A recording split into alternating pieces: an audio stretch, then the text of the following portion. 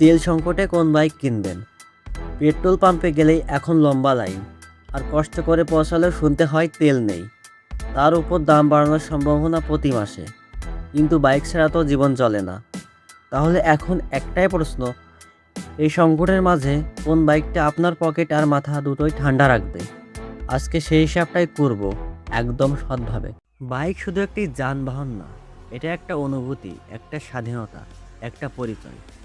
আপনি যদি সেই মানুষদের একজন হন যারা বাইকের ইঞ্জিনের শব্দে বুকের ভিতরে কিছু একটা অনুভব করেন, তাহলে আপনি একদম সঠিক জায়গায় এসেছেন। রাইডার বারে আপনাকে স্বাগত, যেখানে বাইকের প্রতিটা খবর, প্রতিটা গল্প, প্রতিটা সত্যি কথা আপনার জন্য বলা হয়। দেখুন, শুধু পাম্পে লাইন না, গত 1 বছরে বাংলাদেশে পেট্রোলের দাম বেড়েছে প্রায় 30%। মানে আপনি যদি আগে 1500 টাকার তেল খরচ করতেন, এখন সেটা প্রায় 2000 টাকা ছাড়িয়ে গেছে। বছরে হিসাব করলে প্রায় 6000 টাকায় বেশি শুধু তেলে। এই টাকাটা কিন্তু আপনার পকেট থেকেই যাচ্ছে। তাহলে সমাধান কি? আমি আজকে শুধু নাম বলবো না, আসল হিসাব দেব। কারণ শুধু মাইলেজ দেখলেই হবে না, দাম, সার্ভিসিং, পার্টস সব মিলিয়ে হিসাব করতে হবে। প্রথমে আসি হিরো স্প্লেন্ডারে।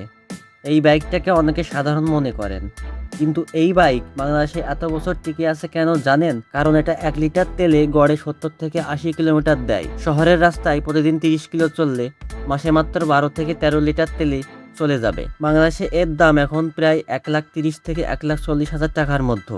সার্ভিসিং, বাংলাদেশের যে কোনো প্রান্তে, এমনকি ছোট উপজেলাতেও হিরোর মেকানিক পাবেন। এটাই এই বাইকের সব থেকে বড় শক্তি। মাইলেজ ভালো, পার্টস সহজলভ্য, দাম সাশ্রয়ী, বাজেট মাথায় রাখলে স্প্লেন্ডার এখনো অপ্রতিদ্বন্দ্বী। এবার আসি সেই বাইকে যেটা নিয়ে এখন বাংলাদেশের বাইক প্রেমীদের সবচেয়ে বেশি কথা হচ্ছে, হিরো এক্সট্রিম 125R। এই বাইক দেখতে যেমন অ্যাগ্রেসিভ, পারফরমেন্সেও তেমনই শক্তিশালী। 125 সিসি ইঞ্জিন, ফিল দেয় অনেকটা 150 সিসির মতন। মাইলেজ গড়ে 55 থেকে 62 কিলোমিটার প্রতি লিটারে। স্প্লেন্ডার এর চেয়ে একটু কম, কিন্তু যা পারফরমেন্স আর লুক পাচ্ছেন সেটার তুলনায় এটা অনেকটাই গ্রহণযোগ্য। বাংলাদেশে এর দাম এখন 1,85,000 থেকে 2 লাখ টাকার কাছাকাছি। যারা মাইলেজের সাথে স্টাইলিশ আর থ্রিল দুটোই চান, হিরো এক্সট্রিম 125R এখন বাজারের সেরা অপশনগুলোর একটি। তৃতীয় বাইকটি তাদের জন্য যারা একটু বেশি বাজেট রাখতে পারেন কিন্তু দীর্ঘমেয়াদে লাভবান হতে চান। Honda SP 160। হোন্ডার ইঞ্জিন মানে দীর্ঘমেয়াদী, এটা সবাই জানেন। মাইলেজ 50 থেকে 60 কিলোমিটার প্রতি লিটারে। কিন্তু এই বাইকের আসল শক্তি হল রিসেল ভ্যালু। 3 বছর পরেও হোন্ডার